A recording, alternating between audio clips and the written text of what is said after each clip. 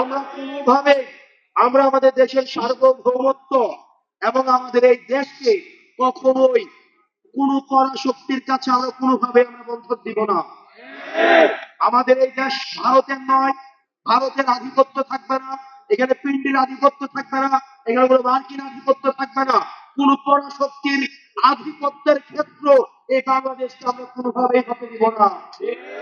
সুতরাং মানবিক করিডোর নিয়ে যে প্রশ্নগুলো এসছে, এই প্রশ্নগুলো জাতিসংঘ এটির যথাযথ স্পষ্ট উত্তর দিয়ে জাতিকে যথাযথ পথ প্রদর্শন করুন এবং এই মানবিক করিডোর নিয়ে অন্তর্বর্তীকালীন সরকারের অবস্থান আমরা স্পষ্ট একটা অবস্থান দেখতে চাই, ধোঁয়াশার মধ্যে আমরা থাকতে চাই না। মনে রাখতে হবে বৈষম্যবিরোধী ছাত্র আন্দোলন সহ এই গণঅভ্যুত্থানে যারা জড়িত, আপনাদের কাজ তদবির করে প্রশাসনে দরজায় দরজায় ঘোরানো।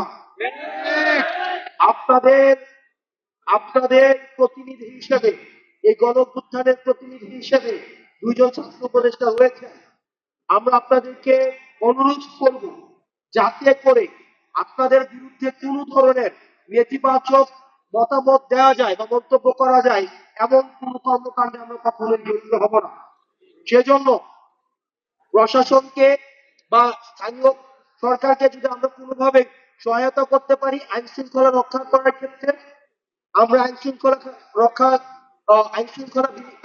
রিস্টোর করার ক্ষেত্রে তারা যদি আমাদের হেল্প চায় তাইলে আমরা হেল্প করব, নচেত আমরা কোনো কাজে ইন্টারফেয়ার করা থেকে বিরত থাকবো। 2 নম্বর বিষয়, আপনারা একটু রিঅর্গানাইজ করতে হবে নিজেদেরকে। আপনারা শিক্ষা প্রতিষ্ঠানগুলোতে যান, সাধারণ মানুষের কাছে যান, তাদের কি প্রয়োজন সেটা শোনার চেষ্টা করেন। আহত শহীদ পরিবারের কাছে যান, আহত শহীদ পরিবারের চিন্তাগুলোকে, আহত শহীদ পরিবারের কষ্টগুলোকে, তাদের প্রয়োজনগুলোকে, তাদের প্রত্যাশাগুলোকে প্রাপ্তির মধ্য দিয়ে একটা যুগপথ মিলনের আপনারা চেষ্টা করেন।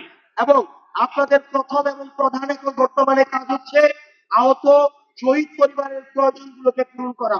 2 নম্বর, বিচার এবং সংস্কারকে যাতে ত্বরান্বিত হয় সেই দাবিগুলোতে নিয়ে আপনাদের কথা বলা। দুঃখজনক বিষয়, আপনাদেরকে যখন দেখি বা আপনাদের বিভিন্ন বিষয় যখন আমাদের কাছে আসে যে আপনারা বিভিন্ন বিষয়ে হয়তো সবাই না, কিছু কিছু মানুষ নিজ স্বার্থ হাসিল করার জন্য এই কাজগুলো করছেন, তখন এই বিষয়গুলোকে আমাদেরকে অনেক বেশি আশাহত করে। আপনারা এই বিষয়গুলোতে সচেতন থাকবেন।